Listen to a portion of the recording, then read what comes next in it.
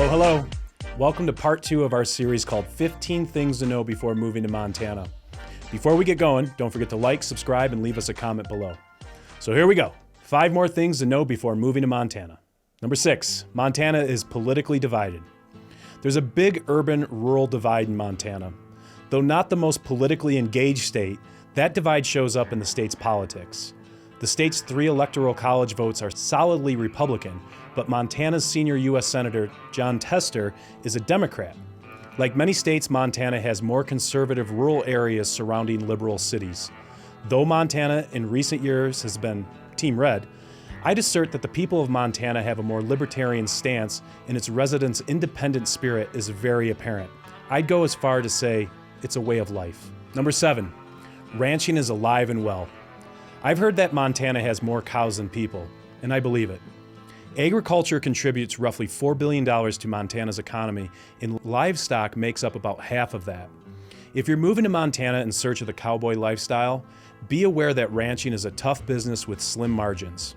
However, you'll be in good company if you decide to devote yourself to agriculture. According to Montana Department of Agriculture, there are more than 28,000 farms and ranches across Montana. Number 8, the state is moderately friendly for retirees. Depending on your specific financial circumstances, you may find it very friendly or very unfriendly. For starters, the state has no sales tax, which lowers living costs for everyone. It also has relatively low property taxes. On the other hand, many retirees pay taxes on Social Security retirement benefits, which is fully exempt in most other states. Likewise, Montana provides very limited exemptions for retirement income from pensions or retirement accounts. Number 9, you'll probably want a car with 4-wheel drive. Actually, that's not a probably. It's a must. Don't be like me and bring a SoCal rear-wheel drive truck to Northwest Montana. You don't want California plates and not be able to get out of your own driveway. I can only imagine the comments at our HOA meeting that month. Montana's tough winters and shoot-up rural roads make a 4-wheel drive more of a necessity than a luxury.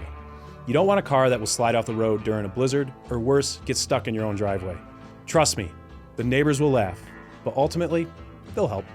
Number 10, housing is scarce. It can be tough to find housing in Montana, which is why if you're moving to Montana, it's a good idea to have at least a temporary rental lined up before you go. In many parts of the state, families and individuals struggle to find affordable housing.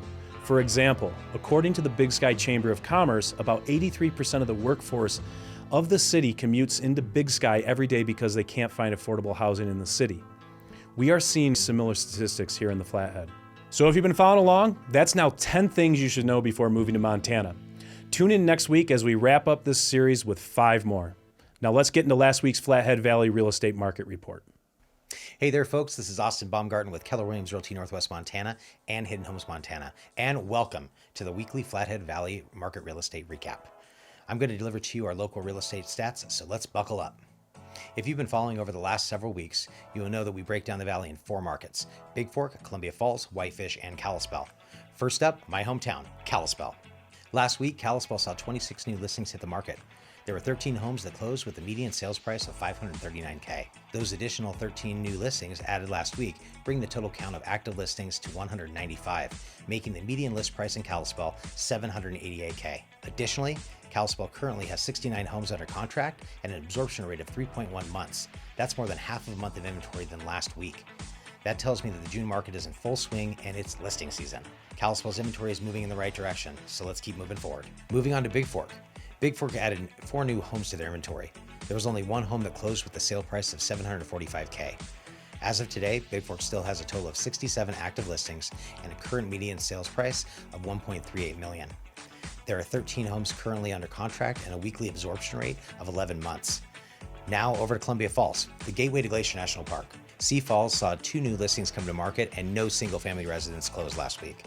As of today, Columbia Falls has a total of 33 active listings with a median sales price of $1.2 million. There are 25 homes under contract and an absorption rate of 4.7 months. Last stop, Whitefish. The Fish added 7 new listings this week and had 11 residential sales. The median sales price in Whitefish is $1.2 million. Whitefish finished the week with 64 active listings, a very healthy median list price of $2.15 million.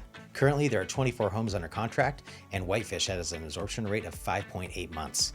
So that wraps up the Flathead Valley real estate market recap. Before we go, I'm going to share some insight on lending from our friend Zach Falk with Black Diamond Mortgage. Are you or someone you know looking to buy a home?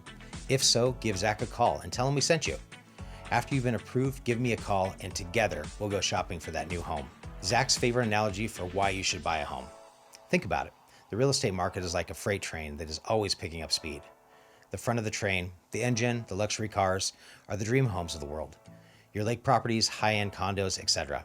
The rear of the train, basic cars, caboose, are the fixer-uppers, the starter homes, etc. Because the train is moving faster and faster, it's becoming harder and harder for bystanders to jump on the train at all, much less at the front. It's far easier to jump from car to car on a moving train than it is to get on the train.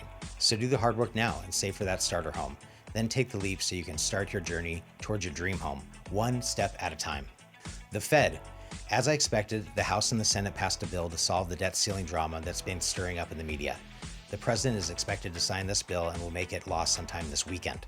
Whether you believe it's a good thing or not, it does relieve some of the concern that typically builds when the Fed gets close to its debt ceiling deadline, aka the X date. In other news, we got job reports this week. Non-farm payrolls were up 339K, well above the 190K forecast. At the same time, unemployment rose from 3.4% to 3.7%, well above the 3.5% forecast. These are somewhat opposing components of data, so we need more information in the coming weeks to interpret exactly what this means for the long haul. Remember, the next installment of CPI, or Consumer Price Index, comes out June 13th, and the next Fed meeting begins on June 14th. Okay, rates. Last week I mentioned the market was on autopilot in advance of the holiday weekend. This week, the autopilot feature was removed and bond stock trades were back behind the wheel.